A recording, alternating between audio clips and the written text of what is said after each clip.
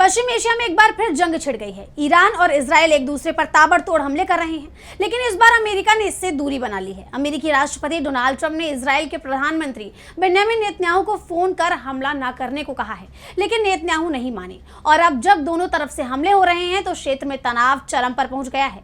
ऐसे में सवाल ये उठ रहे हैं कि क्या ईरान और अमेरिका में जारी बातचीत भी टूट जाएगी? तो क्या है पश्चिम एशिया में मौजूदा हालात, जानेंगे इस रिपोर्ट में। ईरान और इजराइल में एक बार फिर जंग शुरू हो गई है और इस बार पहला हमला ईरान की तरफ से किया गया है। लेबनान में जारी इजराइल के हमलों के खिलाफ ईरान ने पहले ही चेतावनी दी थी, लेकिन जब इजराइल नहीं माना तो अब उसके अपनी धमकियों पर अमल करते हुए ईरान ने इजराइल पर हमला बोल दिया है।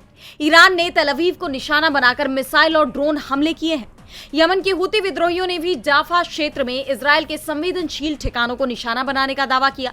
फलस्तीनी गुट हमास ने लेबनान में इजराइल के अपराधों पर ईरान और यमन की प्रतिक्रिया की तारीफ की है, लेकिन ईरान और हुतियों के इन हमलों से इजराइल भड़क गया।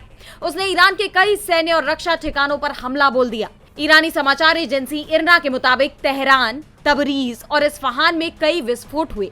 ये हमले यही नहीं थमे। इजरायली सेना ने बताया कि उसकी एयरफोर्स ने ईरान के दक्षिण पश्चिमी खुजेस्तान प्रांत के महशहर शहर में एक पेट्रोकेमिकल परिसर में कई ठिकानों पर हमला किया है।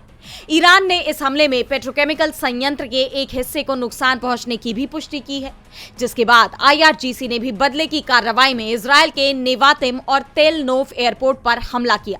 ये हमले ईरान के 3 क्षेत्रों में रडार स्थलों पर इजरायली हमले के बाद किए गए। इस बीच हॉर्मुज स्ट्रेट में ओमान तट के पास एक जहाज पर भी हमले की खबर आई है। बताया जा रहा है कि इस जहाज पर 24 भारतीय नाविक सवार थे, जिसके बाद भारत सरकार भी एक्शन में दिखाई दे रही है। तेहरान स्थित भारतीय दूतावास ने एडवाइजरी जारी कर भारतीयों से ईरान की यात्रा न करने और वहां मौजूद लोगों को जल्द से जल्द देश छोड़ने की सलाह दी है। ये हमले ऐसे वक्त में हुए हैं जब अमेरिका और ईरान के बीच समझौते की कोशिशें चल रही थी। पाकिस्तान के गृह मंत्री मोहसिन नकवी भी ईरान पहुंचे हुए थे। अमेरिकी राष्ट्रपति डोनाल्ड ट्रंप ने इजरायली पीएम बेंजामिन नेतन्याहू को जवाबी कार्रवाई से दूर रहने की चेतावनी तक दी थी, लेकिन नेतन्याहू नहीं माने। और इसके बावजूद हमलों के बाद ट्रंप ने दोनों ही देशों से हमले रोकने की मांग की। हालांकि ईरान ने अब अपने हमले रोक दिए हैं। उसका कहना है कि हालिया हमलों के बाद इजराइल को सबक सीखना होगा।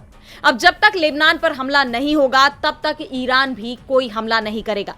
ऐसे में देखना यह होगा कि क्या पश्चिम एशिया में शुरू हुई जंग थम जाएगी। DB लाइव की रिपोर्ट।